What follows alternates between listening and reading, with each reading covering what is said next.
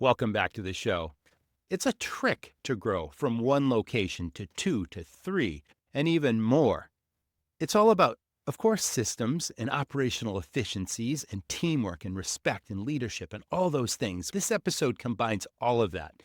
Today's guest is Mr. Carl Comeaux, and he is the CEO of Crust Pizza. He has transformed this brand from one single pizzeria location to over 30, and their goal is to grow to 200 plus units in the next many years.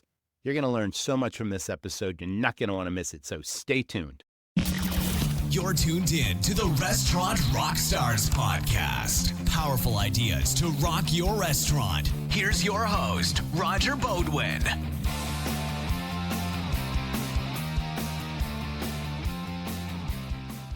Did you know McDonald's boosted sales by 30% just by making ordering easier? You can do the same with Menu Tiger. It's all about guest convenience and efficiency. Best part, you don't need a fancy tech setup or kiosks.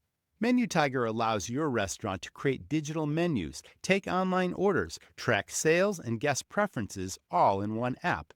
With Menu Tiger, you'll see faster orders, higher check averages, and happier guests. It's built for any size restaurant. Go to menutiger.com and start your free trial today. The top independent restaurants choose Menufy to not just compete, but stand out from the competition. Menufy powers your growth with direct online ordering, smart SEO, and guest marketing and reputation management all in one place. Get a custom branded SEO-optimized website, complete data ownership, and automated tools that drive loyalty and feedback without giving up 30% to third-party platforms, plus chargeback protection and 24/7 support.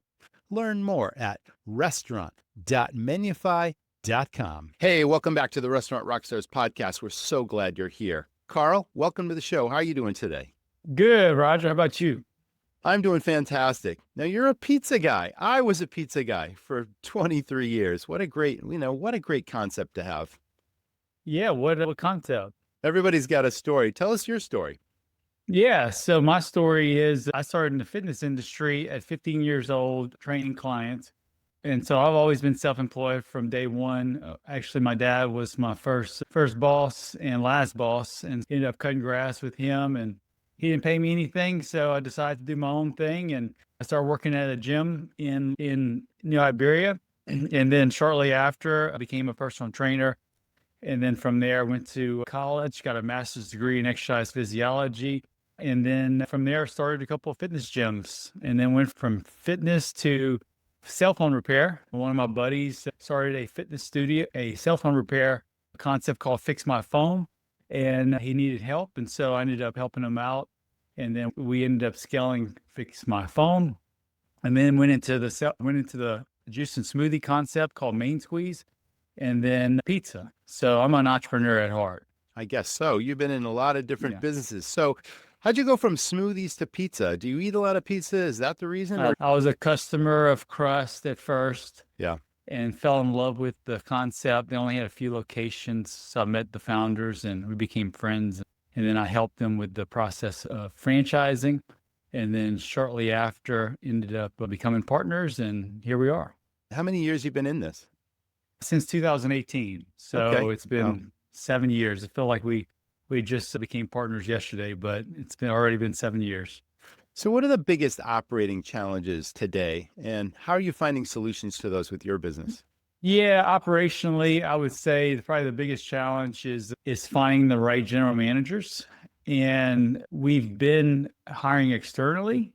And what we've learned is the managers that grow within our business from, let's say, maybe front of the house or back of the house, and eventually learn the skills, the leadership skills and management skills to become a manager is the best way to go. And we have an internal manager program that we created to help people learn that there's a career path within Crust where you can go from making $10 an hour to making a salary of $50,000 plus a year.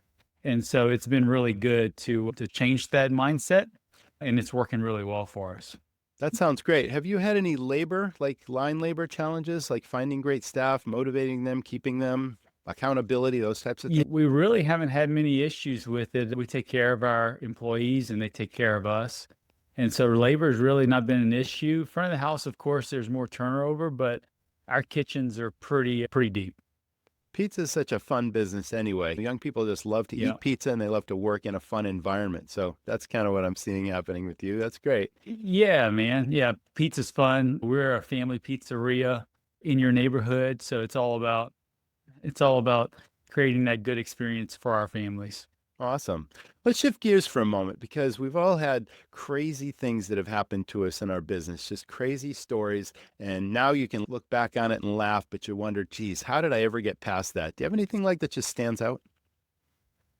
Oh yeah, definitely. Being in the franchise business, of course, you have issues with lawsuits, right? That always pops up, and I had a you couple just of have those. to Yep. you have to work through it. And not even franchisees, they're just different things that you just never thought would come up that comes up with lawyers that want to sue you because you're a franchise. And anyway, working through that, and there's lessons learned with every obstacle, and then it makes you a better company. Yeah, I would say that definitely was a thorn in our side that we had to get through. Excellent. All right.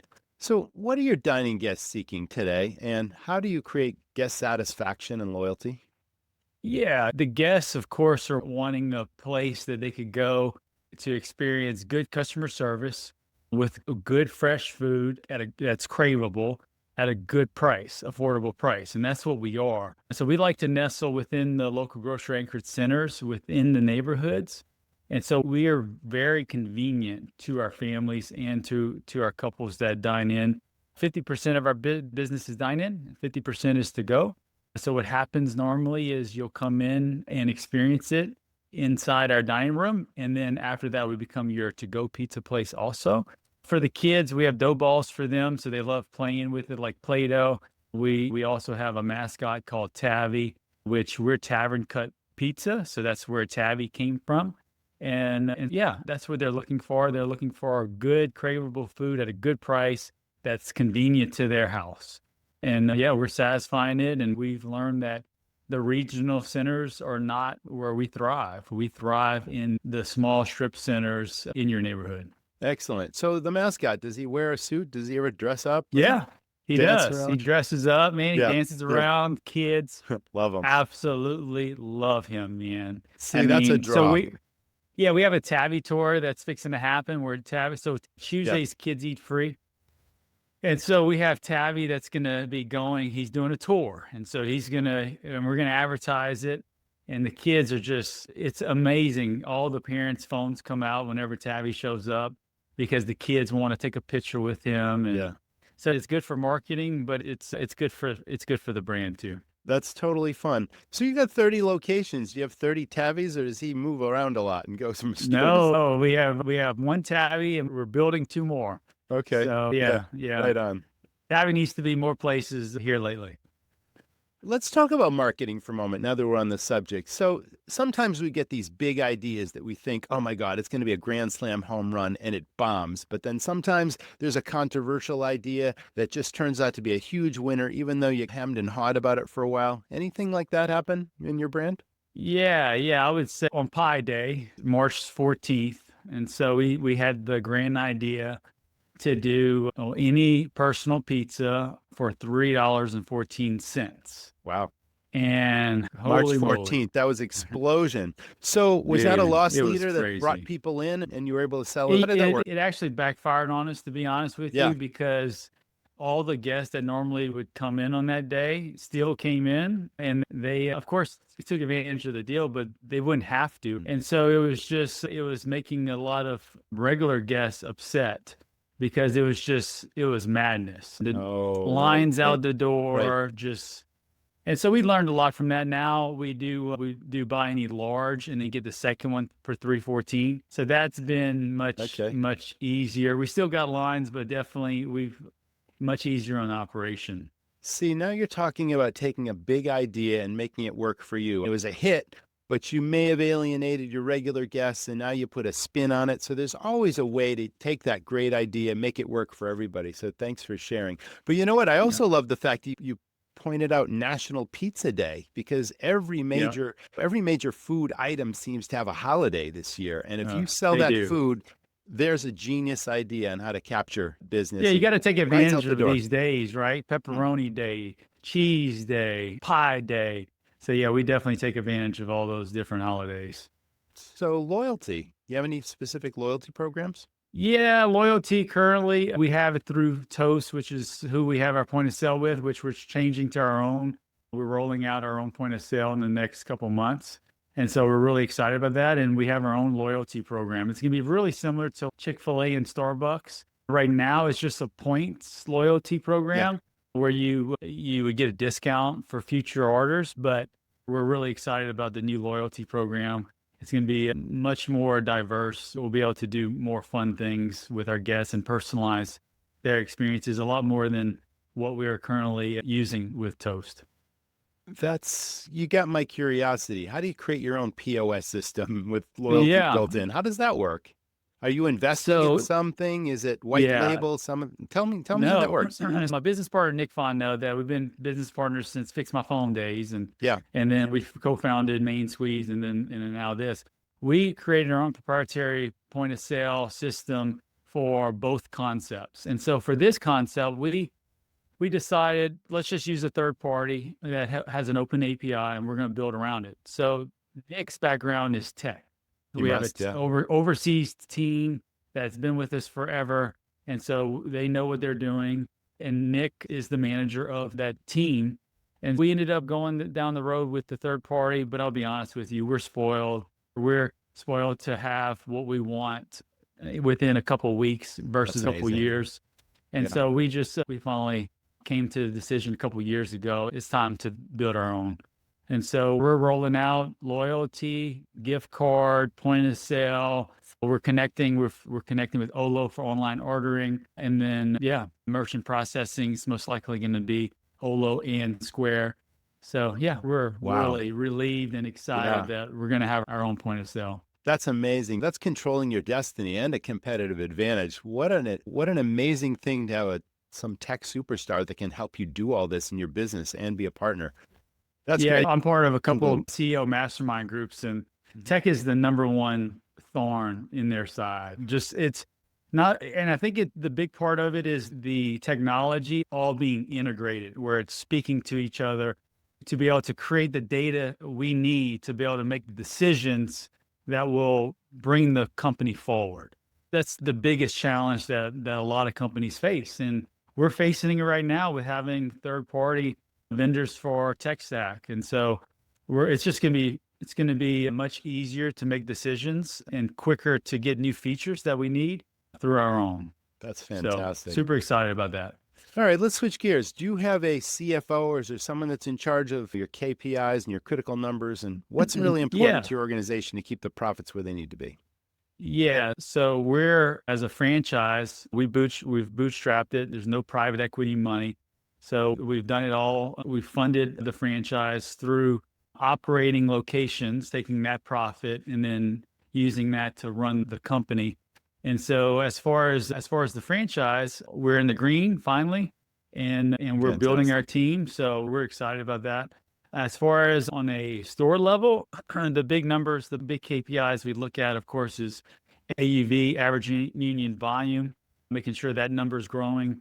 And then, so that's top line. And then bottom line, it's all about prime costs, which is cost of goods plus labor, making sure those numbers are controlled. And we have supply chain companies that help us make sure that we're getting the best prices. We went to price per case with our distribution company to control cost. And and then of course, training has a big part of controlling labor, making sure everyone's trained and cross-trained to be able to do multiple jobs and keep that labor low and lean. Yeah, that's really the big KPIs that we look at. And then of course, we can't forget about reputation management. It's very important that we're getting great reviews from guests. And so our average review rating is 4.7 out of 5. We can't complain. Guests are having really good experiences with us. We just opened up our 34th store. We have another 60 that's opening this year. So we want to make sure that quality stays the same as we scale. That's fantastic. Thanks for mentioning prime cost because that's sometimes misunderstood in our industry. And you summarized it as cost of goods plus labor. It's expressed as a percentage, of course. And they say if you have a prayer of making money, your prime cost should be in the sweet spot of about 50 to 55%, which in Yeah. simple math means for every dollar of sales that come in the door, 50 to Yeah. 55 cents of that goes to cost of goods and labor. And that leaves the rest to pay all the other expenses. So that's a great benchmark. And you're also Yep. doing some great stuff with risk management and you're just dialing in all your systems. We already talked about the POS and we talked about your financials. Are there any other critical systems that help you run a really consistent, strong business? Yeah. So we're big into EOS by Gino Wickman, Entrepreneur Operating Systems. And so he has a methodology for companies to use to make sure that they're running efficient and effective. So we adopted his systems about 4 years ago, and it's incredible. It's an easy system to use, and a lot of companies are using it. And if a company's looking for a methodology to help them organize their company to make sure that they're focused on the right things and they have the right people in the right seats and they're looking at the right dashboards with proven processes that are ever evolving, highly recommend EOS. So, as a franchise company, you got to stay in your lane, but I'm sure there's some overlap with your partner. Do you guys select your own locations? Do you have a professional that you work with in real estate that knows what your criteria is, that makes suggestions? And with that Yeah. said, yeah, tell us about the location process because that's Yeah, critically great. important. Yeah, no, that's very important. So we connected with a real estate broker when I joined Crust, and with having multiple brands I've been part of, I've learned that it's really important to have a master real estate broker, somebody that knows what kind of locations you're looking for, and then of course what kind of sites you need to learn who you are and where we need to go. And then from that, each new market that we go into, he will interview different real estate firms and then pick one and then work with that local broker. For example, we're looking at Atlanta, master broker connected with some different firms in Atlanta, picked the firm, and then they were boots on the ground to help us find locations and sites in Atlanta. And so it's just so crucial to have that one person to help manage that whole process. And we have multiple softwares that we look at whenever we're looking for a new location. And the way we do it is we will map out a new area. So for example, Atlanta, we'll map out every place we want to go within that area. And then we look for the franchisees versus find the franchisees and then think, okay, what's my strategy for this market? And what we found by doing it that way is you'll make a lot less mistakes with picking the wrong sites. As far as what we look for, Roger, I think I mentioned it earlier, we like to be in local grocery anchored centers. So for like in Texas, that would be HEB. In Louisiana, that would be Kroger's or Rouse's. And so we like to be next to them because how often do you grocery shop? Most people once a week. And so usually your grocery store is also within 2 to 3 miles of your house. So it's usually convenient. So we want to be your local pizzeria that's convenient where a mom could go get some groceries, pick up a pizza on the way home. Or, hey, you're having a party at your house, Crust is a mile away. It's easy to pick up pizza for the party. And so we want it to be super convenient to those housetops. And then, of course, demographic wise, we like to see a 7 to 10,000 not homes population within that area because that's important. We want to make sure we have the densities there to support us. So you're in multiple states. Before we started the franchise, did you have a company store that went to 2 or 3 company stores, or you had a really successful store that then led? Tell us about that. And I guess where I'm going with this is when you have franchise operators, some of them are super successful. They know the business. They want to have multiple units, not just one. Yeah. And then now we're talking about exclusive territories and how close a location should be to another one, whether it's an exclusive or it's an independent operator. How close are they to other independent operators? I'm sure you come across all that, but it is a process. Can you tell us? Yeah. So Mark and Clint, the founders of Crust, started in 2011. So by the time I came on board, they had multiple they've proven the concept. Now, they had a few issues. So the menu was 60 plus menu items. And I Wow. knew to scale, Yes. we couldn't have 60 plus menu items. Yeah, that's And huge. so we condensed that down to half. We cut the menu in half. And then we opened up another corporate location together to prove out that we don't need a huge menu to be successful. And that location that we opened up is our number one location still today in Louisiana. So not only did we change the menu, but also we got outside of where the brand awareness was for Crust, which was in Houston. So we went to Louisiana and we proved it in another state. So we proved that a condensed menu in a new market could be successful. And so that was huge. And then from there, we took that same menu and then scaled it to the amount of stores that we have today. And we don't do anything. We don't make the franchisees do anything until we test it. It's very important that we have a few corporate stores that always test if it's a new recipe or if it's a new operational procedure or training. We test it in-house before we send it out to the franchisees. So consistency is all important with a franchise Yes. company. And if you travel from state to state and you're loyal to Crust, is there any leeway from the franchisees to change anything or to make suggestions on something that might work, or it's just rock solid, you got to stick with the formula? Yeah, you got to stick with the formula. Now, we do have a franchise advisory council that we started a couple years ago with select franchisees where they are part of our quarterly and annual meeting to give us feedback and then also to help us make better decisions. It really bridged the gap between corporate and the franchisees. And that's been helpful. So the FAC, they'll even test out some new procedures with us. And so that's how we were able to bring them in. But as far as if you go store to store, it's the same experience or the So- same menu, same food, all that's the same. And the stores look alike or look similar from the interior in yeah. terms of ambiance. It's okay. This feels like a Crust no matter where I go. Yeah, no, it's the same. We're not getting the Right. second generation spots and Uh-huh. then just changing out the equipment and putting the sign Crust on the outside. That's not us. And a lot of companies do that, but we want to make sure that we're building a company that you have the same experience from the decor to the service to the food, no matter where you go. All right, let's get back to onboarding. Your staff are all important. You're delivering experiences every single day that you hope are really memorable experiences. Personalities are important. There's got to be a template for that in terms of the consistency of guest service. How do you onboard people and how do you train them? Yeah, so whenever a store opens, we have a 3-week program at one of our training stores that a franchisee and a manager will go through. And then we have trainers whenever the store is fixing to open. We have a 3-week training program that we go through with their new staff. And then we walk them through the VIP event, the grand opening. And so we're there with them every step of the way to make sure that their opening is successful.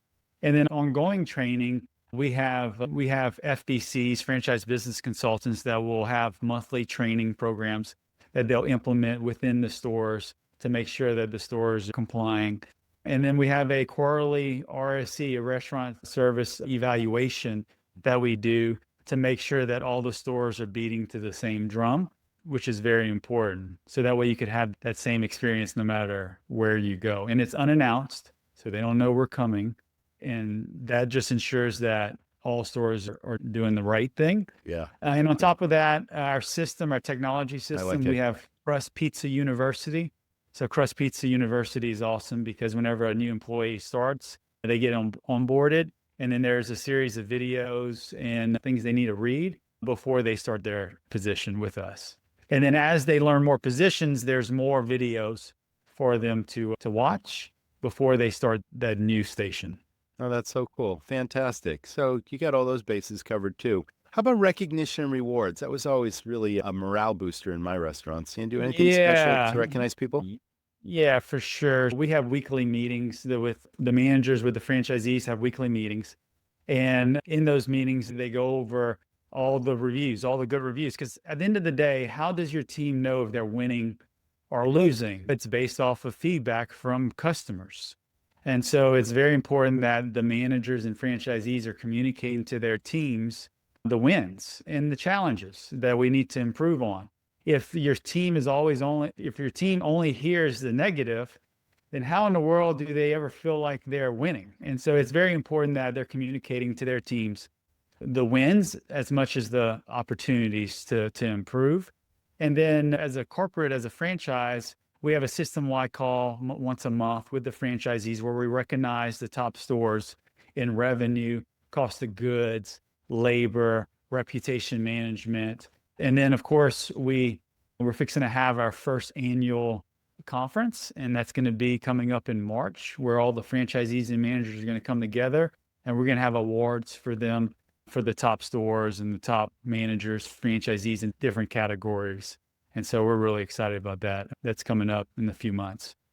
Now, you got big goals for the company. You want to grow to over 200 stores in how many years coming up? And how do you plan to achieve that without growing too fast? That's a challenge. So the last couple of years, we've grown 10 to 12 stores a year. The goal is to double that to 25. We've been developing our franchise team, to be able to support that kind of growth. And we're getting closer. So I think we're probably about 6 months away before we could open the floodgates to accepting more franchisees and opening more stores.